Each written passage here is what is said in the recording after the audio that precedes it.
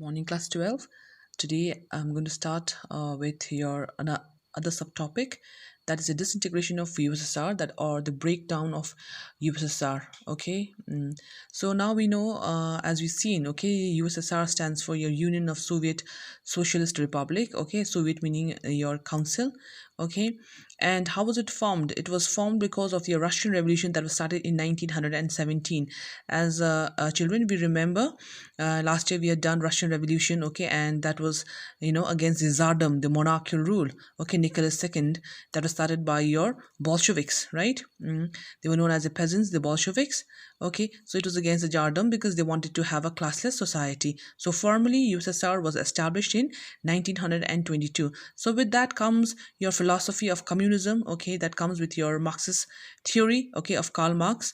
And if you see the philosophy, the principle of Karl Marx, okay, it did not work in practical terms in USSR. It was just only a lofty idea.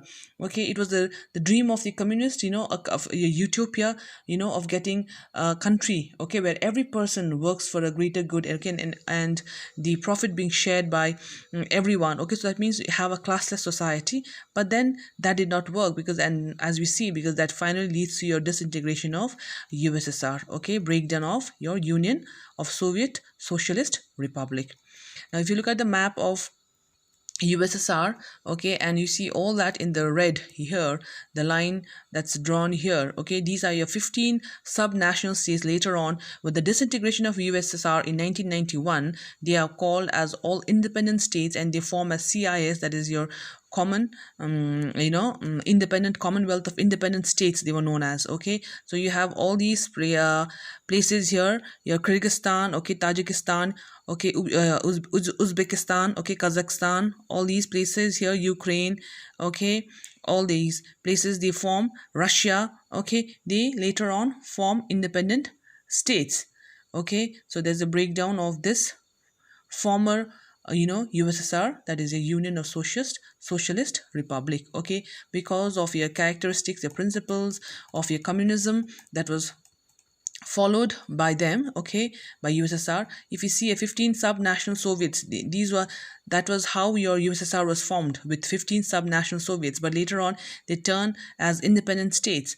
Okay, and if you look at the main important characteristic, that is a centralized economy and planning. That means everything under the government rule. Okay, everything was centralized. Okay, and they did not have a free economy. Okay, free market. Everything was under by the government. If the government says, okay, you have to produce, okay, this much good, okay, they had to produce, not more than that. So they had just a basic need. So that was the kind of forming a class of society. So everything was under the government, and they had one party rule. Okay, no democracy. Okay, and no person, okay, no elections there. So one party rule, that is communist, and one party rule, and one person who's ruling. Okay, everything, the state is under his control. Okay, basically that was started by your Stalin, the man of steel. Okay, so this of course leads to your fall of your USSR. So if you look at the causes of disintegration here, first is the arms race. Arms race, military race. Now as we see after the World War II, your USSR okay, also had emerged as superpower, so had to remain in the mark. Okay, and had to compete with US. Okay, and therefore they started spending a lot of money for arms race. Okay, to be equally equipped, okay, with your arms like the US. And they had the military race, then the space race, and of course they started building up the nuclear arsenal for the nuclear warfare, as we had seen, that led to the Cold War era after that. Okay, so that leads to your disintegration of USSR. Then, as we talked about the Cold War, yes, the proxy wars they were involved in. Okay, and with that they had to get to have your communist philosophy principle, okay, to spread all over the world. Or they had to support those countries with a lot of money. Okay, so and they got involved in this proxy wars. As we see, to increase communist influence, they supported Cuba. We could see in the Cuban Missile Crisis, okay, how they had brought the world to the verge of the nuclear war, okay, as we call it as the brinkmanship. Then they were involved in North Korea, and we saw the Vietnam War, how the USA and USSR were involved, and Laos, okay, in China, and many other communist parties. Now, any other country, or if they had any communist parties, then they supported full-fledgedly, okay, with money, with the army, okay, training, with your armaments. So they spend billions on all this, right? Okay, instead of rebuilding their economy, because if you look at USSR's economy from 1950s to 1960s, they had a very strong economy from mid 1950s to 60s.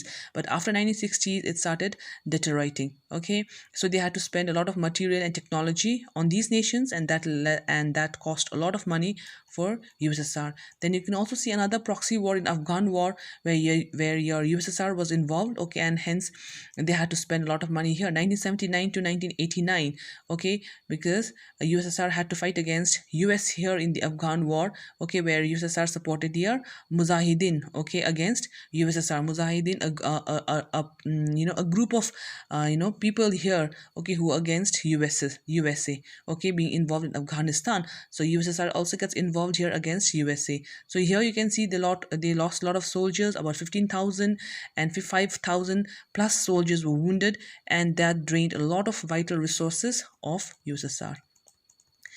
And of course that led to a decline in economy, and also less of production, okay, and stagnation of the economy. So as we'd already seen, the characteristic of your USSR, okay, the communist economy, it's a tight state control. There is no free private enterprises, okay, so total control of the government.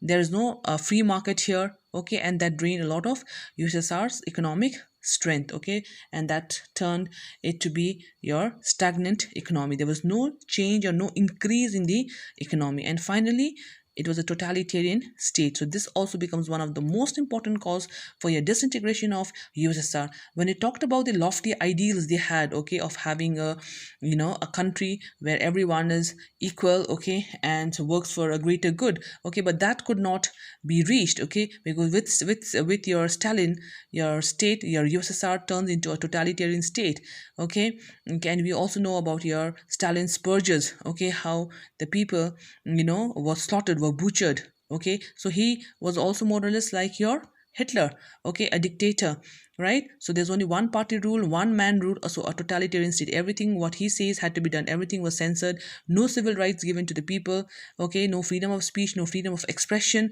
okay. So then of course finally it led to your disintegration of USSR, as people did not want to stay under such a state, okay. And then another reason, non-Russian ethnic people, as we've seen Russia, a union of Soviet socialist republic with 15 subnational states, okay. So they have their own culture, they had their own language, so they could not mingle as one big union of all these nations together, okay. So they could not assimilate, okay, they could not come together as had hoped for. So that becomes another important reason for your downfall of your communism or disintegration of USSR. Okay, children, for today I stop here, and tomorrow I'm going to come with other events that led to, that is coming of your Gorbachev's, from 1985, from 1900 and 1985. Okay, we have your Gorbachev coming into part in 1991 for the final disintegration of US. Okay, so till here today, please